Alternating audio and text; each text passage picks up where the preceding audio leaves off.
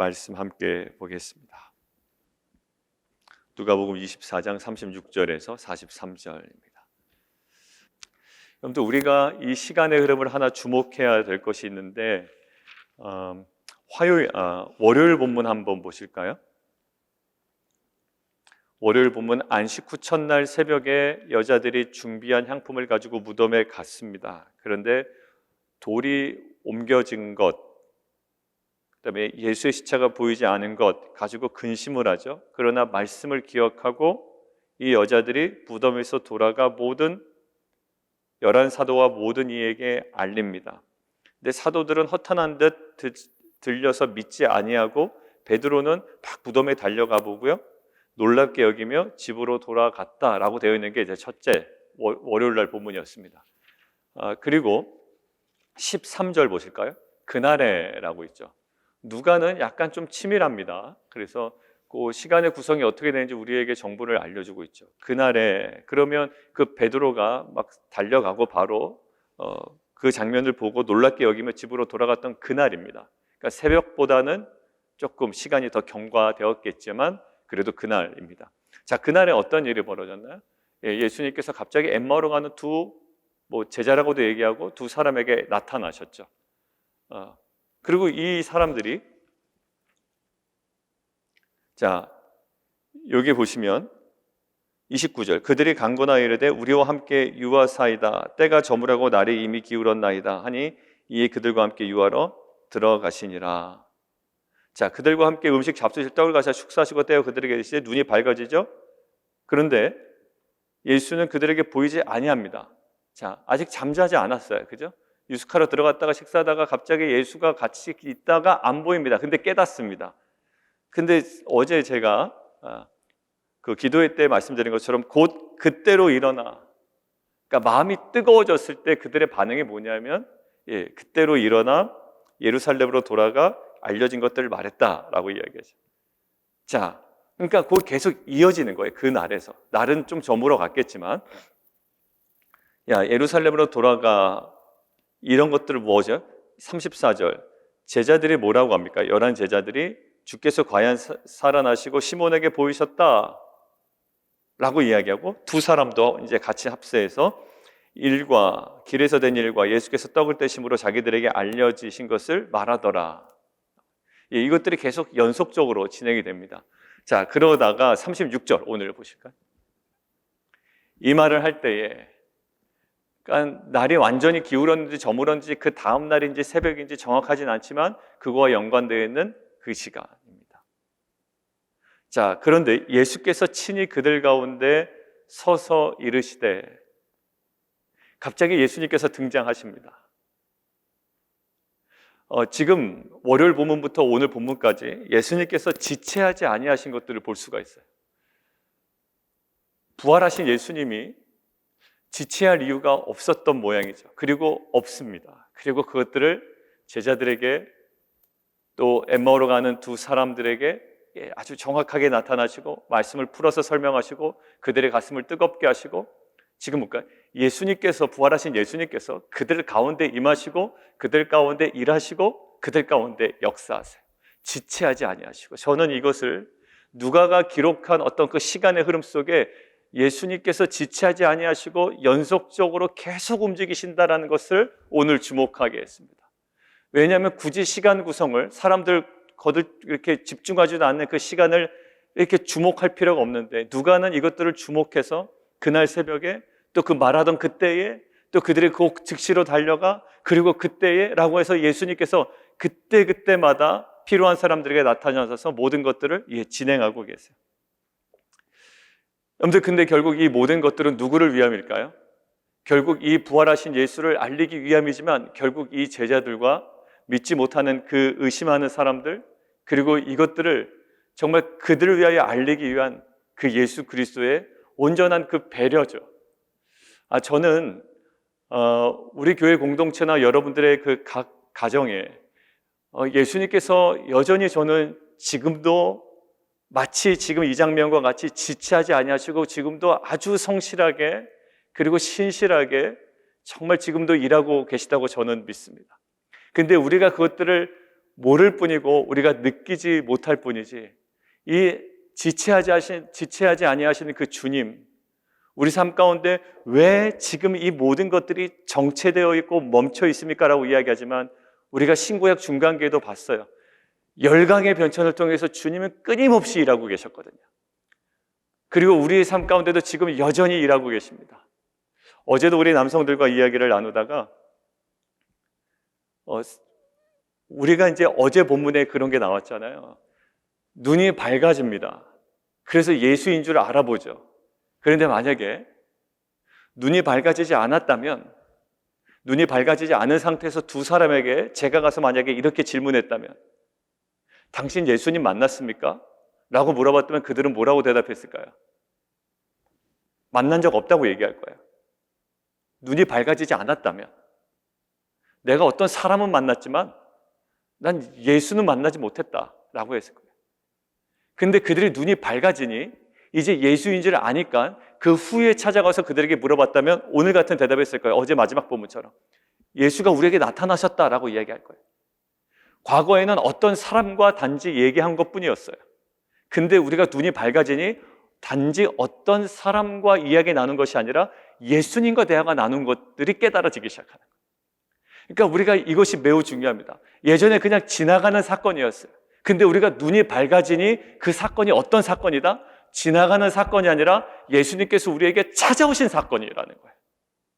그냥 우리에게 늘 있는 일상이 아니라 그 일상 속에 주님께서 우리에게 찾아오신 것이고, 내 마음에 부담이 되고 때로는 나를 격려했던 이 말씀이 사실 내 감정 때문에 내가 움직이고 판단되었던 것이 아니라 예수님께서 말씀을 통해 내게 찾아오신 사건. 저는요, 지체하지 않으시는 예수님께서 어떤 사건을 통해서도 우리에게 찾아오시고 여전히 말씀을 통해서도 지체함 없이 우리 가운데 지금도 찾아오시는 줄 믿습니다. 그런데 그 전에 두 사람처럼, 그 여인처럼 어떻게 보면 빈무덤도 예수님께서 명확하게 찾아오신 사건이었고, 너희가 지금 무슨 이야기를 나누느냐라고 했던 건 어떤 동네 아저씨가 와서 얘기한 것이 아니라 예수님께서 찾아오신 사건이었던 것처럼 우리 안에 정말로 어제처럼 눈이 열려 이것들이 정말로 지금도 성실하게 지체하지 아니하시고 우리에게 말씀으로 여러 가지 상황으로 사건으로 다가오시는 그 주님의 그 친밀함이, 그리고 그 임재가, 그리고 그 일하심이 우리 안에 누려지는 귀한 공동체가 되기를 주님의 이름으로 축원드립니다. 자, 그런데 예수님께서 다가오실 때 먼저 말씀하신 것들은 누가복음에 이렇게 기록되어 있어요. 너희에게 평강이 있을지어다. 여러분들, 너희에게 평강이 있을지어다 라고 하는 건 구원의 환유적 표현이다 라고 어떤 학자가 이야기하더라고요. 구원의 환유적 표현이다. 그러고 나서 실제로 보니까 누가복음 7장 50절에 그런 것이 있습니다. 어떤 그 여인에게 죄사함을 선포하시면서 주님께서 이렇게 말씀하세요. 제가 읽겠습니다. 7장 50절인데, 한 여자가 예수께 향유를 부어요. 자, 그러면서 그 여자를 돌아보시며 시몬에게 이랬을 때, 이 여자를 보느냐? 그러면서 이제 이 여자에 대해서 쭉 이야기합니다. 너는 내게 입맞추지 아니하였으고 그는 내가 들어올 때부터 내게 입맞추기를 그치지 아니하였다. 그 시몬은 그 시몬이 아닌 거 아시죠? 예. 자, 그러면서 이 여자에게 이르시되 내 죄사함을 받았느니라 하시니 함께 앉아있는 자들이 속으로 말하되 이가 누구이기에 죄도 사하는가 하더라. 예수께서 여자에게 이르시되 내 믿음이 너를 구원하였으니 평안히 가라 하시니라. 평안히 가라. 여러분들, 이 평안, 그리고 이 예수님께서 누가복음 2장 14절에 말씀하신 그 장면이 있는데, 누가복음 2장 14절에는 예수님께서 어떤 일을 행하실까에 관한 이야기가 나와 있죠. 거기에 이렇게 나와 있습니다. 지극히 높은 곳에서는 하나님께 영광이요 땅에서는 하나님이 기뻐하신 사람들 중에 평화로다. 이 평화는 어떤 평화를 얘기할까요? 단순히 그냥 마음 편하고 여유작작한 모습이 아니라 어떤 거야? 하늘에는 영광이고 이 땅에는 구원으로 임한 그 평화를 얘기하는 거예요. 여러분들, 이 예수님께서 나타나셔서 너에게 평강이 있을지어다 라고 하는 것은 그냥 그들의 어떤 그 마음의 그 심리적 상태의 안정이 아니라 예수님께서 십자가에 달려 돌아가시고 부활하신 것이 상징하는 것이 뭐냐면 온 인류를 위한 구원이란 말이에요. 그러니까 결국 우리 공동체와 또 각자 개인의 삶 가운데 정말로 그 평안의 근거가 되는 구원과 상환된다. 구원의 환유적 표현이다 라고 이야기했던 것처럼 우리의 그 평안의 그 깊은 근저에 있는 그 모든 근원적인 것들이 뭐가 될까요? 평안의 근거, 그 근저 속에 있는 것은 예수 그리스도의 그 죽음과 부활로 인한 우리의 구원이죠. 그러니까 오늘 주님께서 제자들에게 나타나셔서 말씀하시는 것들은 어떤 그들의 그 심리적인 안정이 아니라 그 모든 것들을 아우르고 그들을 새롭게 하며 그들을 다시 세울 수 있는 가장 결정적인 구원으로 인한 그들의 그 평안. 여자여 내 믿음이 너를 구원하였으니 평안히 가라. 그냥 단순히 병이 치료된 것뿐만 아니라 그 여인에게 가장 궁극적인 평안의 이유가 뭘까요? 여전히 문제는 있고 어려움이 있을 수 있습니다. 여전히 우리 안에 갈등이 있고 후회되는 일이 있죠. 그러나 그 모든 것들이 우리 안에 다 사라지는 것은 아니에요. 그것들을 완성시키고 구원의 완성, 그 모든 것들을 십자가에서 이루시고 결국 지금은 불완전하지만 마지막에 주님 다시 오실 때 성취하실 그 구원, 이것이 우리의 삶의 그 모든 것들을 궁극적으로 평안으로 이끄는 정말 그 주님의 은혜요 능력임을 저는 믿습니다. 저는 지금 렌트 기간인데 우리가 사실 회복이 우리 안에 뭔가 그 역동적인 것이 어디서 나올까요? 사실 우리 안에 그 마음에 드는 사건이 우리 눈에 보여서가 아니라 내가 원하는 대로 기도 응답이 되어서가 아니라 사실 궁극적인 그 근원은 사실 예수 그리스도의 십자가의 그 구원에 사실 우리가 다시 한번 딱 붙어있고 귀착되어지고 거기서부터 생명의 시대가 다시 한번 우리 가운데 공급되어질 때 정말 세상과 나는 간 것 없고 구속한 주만 보이도다라는 그 구원의 은혜가 우리 가운데 다시금 밀려오기를 원합니다. 예수님께서 선포하셨던 구원의 화두적 표현, 이 평안이 너에게 있을지어다라는 이 구원의 감격과 감사와 은혜가 우리 공동체에 다시 한번 임하고 또 회복되어지는 은혜가 있기를 원합니다. 자, 그런데 오늘 예수님께서 그들의 상태를 아주 정확하게 드러내시죠. 38절 보겠습니다. 예수께서 이르시되 어찌하여 두려워하며 어찌하여 마음에 의심이 일어나느냐. 첫 번째, 두려워하며 어찌하여 마음에 의심해. 두 가지로 얘기하죠. 첫 번째, 두려워하다라는 것은 정서적 상태인데요. 왜 너희들은 안절부절 못하는가? 여러분들 가만히 있어도 심리적으로 안정이 안 되는 경우가 사실 있습니다. 여러분들 그때는 집중력이 굉장히 완전 다운이 될 때예요. 여러분들 가만히 보십시오. 여러분들의 상태, 저와 여러분들의 상태를 한번 가만히 보시면 사실 우리가 이제 몇 주 전에 무기력에 대해서 이야기를 나눴잖아요.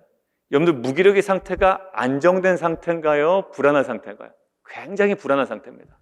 겉으로 볼 때는 정말 무기력해서 움직이지 않는 상태 같지만 그때는 심하게 마음이 요동치는 상태거든요.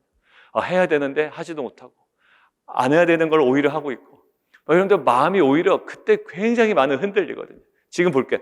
안절부절 못하는가? 여러분들 두려워한다. 두려워해서 그냥 꼼짝 못하고 있는 마음속에 사실 그 여러 가지 마음이 있는 겁니다. 안절부절하지 못하는 우리의 정서적 상태. 자, 그리고 두 번째, 그 상태에 또 근원적인 모습이 어디 있냐면 사실 그 의심이래. 두 번째, 어찌하여 마음에 의심이 일어나느냐. 근데 참 놀랍고 안타깝고 또 우리 가운데 묵상해야 될 부분인데 부활한 예수에 대해서 지금 논의하고 있는 중입니다. 어제 본문 보시면 말하기를 주께서 과연 살아나시고 시몬에게 보이셨다라고 이야기를 하고 있고요. 두 사람도 길에서 된 일과 예수께서 떡을 떼심으로 자기들에게 알려주신 것을 말하고 있고요. 지금 그냥 예수의 소식이 어찌 먼 곳에서 들려지고 그냥 누구를 만났다는 소식이 어찌 참 먼 발치에서 벌어지는 거 아니라 그 이야기는 사람들이 당사자가 있고 시몬의 이야기를 듣고 있고 이것들이 지금 오늘 하루 동안에 지금 동시다발적으로 계속 이루어지고 있단 말이에요. 그런데 이것들을 충분히 논의하고 있음에도 불구하고 예수님께서 나타나셨어요. 근데 예수인 줄 알아본단 말이에요. 근데 무엇으로? 영인 줄 알고 영으로 생각하고 오히려 놀라고 무서워했다. 어떤 걸까요? 의심, 회의적인 반응이에요. 여러분들 우리가 그 복음에 관해서도 이야기하고 있지만 복음을 사실 누리지 못할 때가 너무나도 많습니다. 복음을 이야기하고 말씀을 이야기하지만 그 말씀을 충분히 누리지 못할 때가 있어요. 마치 이 오늘 제자들의 모습처럼. 우리를 위하여 구원하셨습니다라고 얘기하지만 우리 안에 여전히 회의가 있고 하나님께서 우리에게 이 하늘과 땅을 흔드실 겁니다. 그리고 정말 왕으로 임하실 겁니다. 얘기를 하고 있지만 이것들을 못 누릴 때가 있어요. 십자가 뒤에 영광이 있습니다라고 이야기하지만 못 누릴 때가 있습니다. 여러분들 이게 안 되는 거예요. 지금 바로 시몬이 베드로가 봤다는 거죠. 그리고 두 제자가 내가 우리 같이 밥을 먹었다라는 거예요. 나타나셨다고 얘기하는데도 여전히 그 실체가 갑자기 등장하시는데도 불구하고 그냥 영인 줄로 알고 오히려 두려워하고 의심했다라고. 예수님의 진단은 100% 맞는 진단이라고 했잖아요. 이들 안에 핵심적인 문제가 뭡니까? 의심이었어요. 자, 결국 37절에 보면 놀라고 무서워했다라는 반응도 아까 두려워하고 의심이 있다라는 반응에서부터 출발한 거였고요. 그러니까 38절에 있는 두려워하고 의심이 결국 예수를 바라볼 때 이들의 외형적 모습으로 나타났죠. 놀라고 무서워해요. 자, 결국 우리가 예수의 부활에 대해서 이야기하고 부활한 예수를 만난 자가 와서 이야기를 하는데도 불구하고 오히려 부활한 예수를 직접 만나고 나니 오히려 두려워하고 의심이 있고 오히려 마음에 더 안절부절하고 있는 모습이에요. 그런데 예수님께서 어떻게 지금 다가오시는지 39절 한번 보실까요? 내 손과 발을 보고 나인 줄 알라. 또 나를 만져보라. 여러분들 예수님이 채찍이 맞으셨기 때문에 온몸에 상처가 많으실 겁니다. 그런데 예수님께서 온몸에 있는 상처를 다 가지고 오셨다라는 정보는 우리에게 주어지지 않아요. 아마 그 너덜너덜한 그 육체, 찢긴 살을 가지고 오시지 않았을 거예요. 아주 말끔한 육체를 가지고 오셨을 거라는 것이 대부분의 중론입니다. 그리고 우리가 생각할 때 부활의 육체가 어떠한 것일지를 우리가 잘 알고 있어요. 막 교통사고를 당해서 아무리 정말 처참하게 돌아가셨다 하더라도 정말 우리의 부활의 육체는 정말 그 상태 그대로 부활하지 않는다란 말이에요. 그러니까 부활의 육체의 그 영광이 어떤 것인지 썩을 것으로 심지만 존귀한 것으로 살아난다라고 이야기하잖아요. 전혀 다를 것이라고 이야기해요. 근데 그것은 지금 생긴 것과 다른 모습이 아니라 분간할 수 있다는 거죠. 지금 예수님처럼 분간할 수 있지만 정말 그 영광스러운 모습으로 부활할 것인데 지금 볼까요? 예수님이 유독 보실까요? 손과 발을 만져보라. 손과 발을 보고 나인 줄 알라. 다른 찢긴 살 부위는 아마 드러내지 아니하고 아마 그 부위는 없을 거예요. 그러나 손과 발에 뭐는 가지고 오셨죠? 상흔은 가지고 오셨다란 말이에요. 상흔은. 여러분들 그것이 지금도 여전히 피가 흘려지는 상처가 아니라 뭘까요? 상흔입니다. 이어령 박사님이 이야기했던 그 상흔이에요. 예수님에게 있었던 그 상흔. 여러분들 이 상흔은 무엇을 의미할까요? 굳이 왜 상흔을 가지고 오실 필요가 있었을까요? 이것은 철저하게 그들의 의심하고 믿음 없음과 기대하지 못했음에 그들의 수준에 맞게 다가오시는 예수님의 온전한 배려였다고요. 무엇이? 예수님의 상흔이. 여러분들 이 상흔은 결국 누구를? 제자들의 믿음을, 제자들의 어떤 그 신앙을 제고시키는데 결정적인 역할을 한다는 것이 학자들의 의견이에요. 저도 맞다고 생각합니다. 왜 굳이 상흔을 남겨가지고 오시냔 말이에요. 그러려면 다 가지고 오시지. 그런데 발과 손에 있는 상흔을 가지고 오시는 것은 그들 위한 천적인 배려였어요. 여러분 이것들을 묵상하는데 왜 하나님께서 우리는 이런 아픔이 있거든요. 못을 박아요. 예전에 이런 얘기 많이 들어요. 못을 박습니다. 그런데 못을 뺀단 말이에요. 그러면 거기에 뭐가 남는다? 못자국이 남는다. 그래서 거기서 저는 굉장히 많은 어떻게 보면 과거의 상처가 있었어요. 왜냐하면 인생에도 수많은 못자국이 있다고 저는 생각 들었거든요. 예전에 가정이 이런 얘기하면 얼마나 가정이 어려웠길래 얘기하느냐라고 이야기하시는데 아무튼 가정이 어려웠을 때 얘기하는 있었던 그 못자국. 그다음에 제가 느꼈던 그 정서적으로 제가 해서 어떤 갖고 있었던 제 내면의 못자국들. 근데 예수로 인하여 치유됐지만 못자국이 남아있는 거예요. 그러니까 그 못자국이 남아있는 것들에 대한 어떤 그 목사님들의 설교가 있었거든요, 예전에. 그러니까 그것 때문에 제가 그게 씻을 수 없는 약간의 상처가 됐던 모양이에요. 그거 여전히 남아있네. 상처가 있고, 여전히 못자국이 있고, 그리고 또 우리가 보통 무슨 얘기 많이 하죠? 쓴뿌리 이야기 많이 하죠. 과거의 그 성장 배경에 있어서 저 사람 저러는 게 다 쓴뿌리 때문에 그래. 정말 그것은 과연 회복되지 않은 것인가? 그냥 구원은 받지만 결국 그 쓴뿌리는 계속 가지고 살아야 되는가? 내적 치유 이거 하지만 그것으로부터 100% 자유한 사람 내가 못 봤거든요. 여러분 아무리 내적 치유 들어갔다 와도 물론 회복이 됩니다만 나중에 그거 다시 확 건드리면요. 그거 다시 하는 것이 우리의 인간의 약점이거든요. 이게 끝까지 안고 살아야 되나? 라고 생각을 했어요. 그런데 여러분들 오늘 보십시오. 예수님의 상은 그거 가져오실 필요 없어요. 근데 그 상은을 가져온 거 누구를 위함일까요? 결국 예수님을 위함도 아니고 예수님이 거기서 못 벗어났다라는 예수님의 한계를 드러내기 위함도 아니었어요. 결국 어딜까요? 제자들을 위함이었죠. 결국 우리가 그때 묵상한 거 있죠. 사도 바울, 우리가 사도행전 27장에서 얘기할 때 사도 바울이 독사에게 물립니다. 물리죠. 상처가 돼요. 근데 그 상처가 어디에게?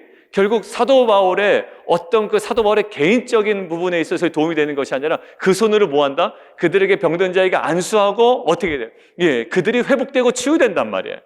결국 상처가 어떻게 되죠? 야, 저놈 저거 벌 받는구나.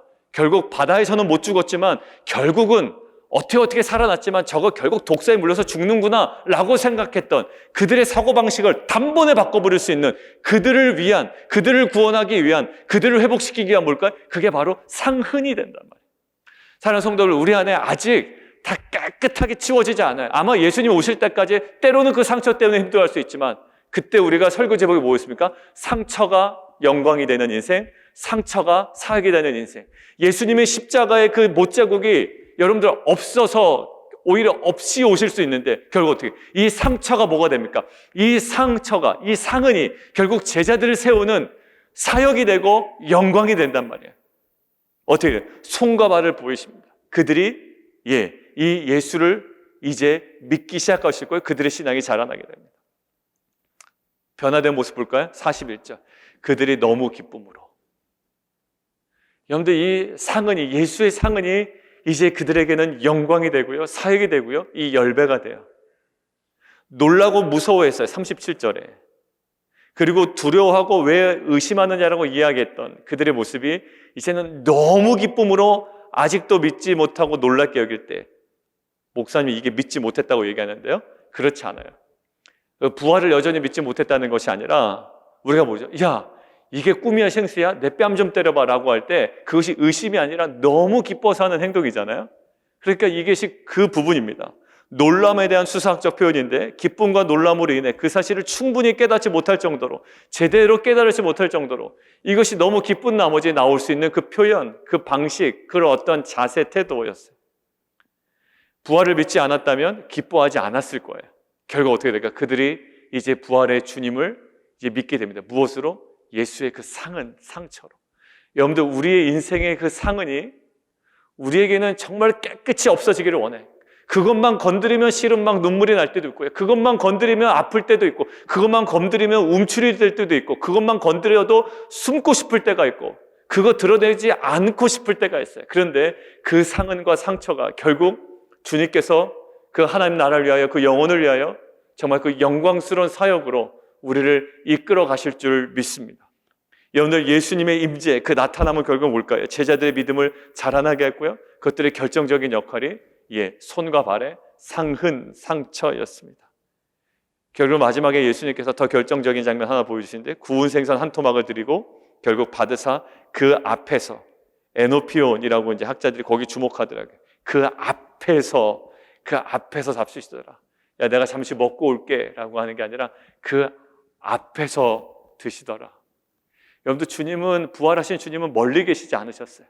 엠마오로 가는 두 제자에게 가까이 나타나셨고요, 지금도 저희 아주 가까이 오십니다. 그래서 어제 우리 집사님의 나눔 가운데서도 처음에는 제가 그렇게 들었던 거예요. 다시 주님께서 찾아오시기를 원한다. 요한복음 21장에 예수님께서 베드로에게 찾아오셔서 야, 밥 먹자라고 했잖아요. 그 조반을 차려주시면서. 근데 그걸 들으면서 아닌데, 어제 본문은 이미 찾아오셔서 대화까지 나누시고 근데 그게 깨달아지지 못했을 뿐인데 라고 생각해서 이야기를 나누다가 집사님도 그런 식으로 얘기를 하셨던 거더라고요. 그러니까 이미 그 집사님에게도, 그리고 저와 여러분에게도 찾아오신다. 찾아오셨어요. 이미 오실 게 아니라 찾아오셨어요. 근데 눈이 밝아지기 전까지는 그게 예수님이 찾아오신 건지 그냥 지나가는 사건이었는지 그냥 말씀이었는지 몰라요. 근데 그 눈이 밝아지면 그것이 보이기 시작합니다. 그리고 주님은 어디에? 그 앞에서 식사를 하시고, 그리고 내 앞에서 어떻게 상흔을 보여주시고 이것을 통해 우리의 믿음을 자라나게 하신단 말이에요. 주님, 그러한 예수님처럼 우리 안에 있는 그 상흔이, 정말 그 상처가, 사도 바울의 그 상처가 사역이 되고 영광이 되었던 것처럼 우리 안에 감추고 싶고 우리 안에 사실 드러내고 싶지 않은 그 모든 것들, 오늘 보십시오. 십자가 고난의 흔적이잖아요, 제목이. 그리고 평강과 용기의 원천입니다. 이것이 우리의 용기의 원천이고 우리의 믿음의 원천이고 어디 십자가가, 그런데 그것이 결국 예수님께서 손과 발을 통해서 보내준 그 십자가가 정말 그 영광스러운 사역의 근원이었던 것처럼 우리의 그 삶에 임하신 그 주님을 저희가 붙들고, 그리고 우리에게 정말 지나갔던 사건 속에 있었던 그 상흔을 정말 이제는 영광스러운 사역의 원천으로 삼아 정말 우리에게 주어진 그 길을 또 함께 걸어가는 귀한 공동체가 되기를 원합니다. 우리 함께 기도하며 나가도록 하겠습니다. 우리 함께 좀 기도할 때 주님께서 우리에게 허락하시는 오늘 말씀이에요. 지체할 이유가 없었어요, 주님께서는. 그리고 계속적으로 다가오시죠. 단지 우리의 눈이 가려져서 계속적으로 다가오시는 주님을, 또 주님께서 펼치시는 사건을, 주님께서 허락하시는 말씀을 느끼지 못했을 뿐, 주님께서는 지체함 없이 우리에게 계속 다가오십니다. 때로는 경고일 수가 있고요, 때로는 격려일 수도 있고요, 때로는 책망일 수가 있고요, 때로는 정말 도전일 수가 있습니다. 어떤 식으로든 우리에게 다가오십니다. 지체함 없이 그 주님을 저희가 누리게 하여 주시고, 그리고 의심과 안절부절 못하는 우리의 모든 모습들을 보고 정말 주님께서 평안이 있을지어다, 그 어떤 환경적인 어떤 만족스러움으로 우리에게 다가오는 것이 아니라 가장 궁극적인 구원으로 다가오시고, 결국 그 구원을 통한 그 평강을 우리에게 허락하여 주십니다. 그 부분에 회복이 있기를 원하고요. 그리고 결국 그 상흔이에요. 그 상흔을 가지고 오시죠. 누구를 위함이냐면 제자를 위함이고, 결국 우리의 수준에 맞게 다가오시고 결국 제자들의 믿음을 자라나게 하십니다. 정말 주님께서 그렇게 아주 친근하게 다가오시고 정말 그 상을 보여주신 것처럼 우리가 하나님, 우리 삶에 있었던 사도 바울의 그 상처가 영광이 되고 사역이 되었던 것처럼 하나님, 그 모든 삶의 흔적이 버릴 것이 없으며 그 모든 것들이 정말 영광스러운 사역의 원칙입니다. 또 하나님, 정말 그 사역의 가장 귀한 근원으로 쓰임받을 수 있도록 주님, 우리의 생각을 바꿔주시고 또 우리를 통하여 주님 역사하여 주시옵소서. 우리 함께 기도하며 나가도록 하겠습니다.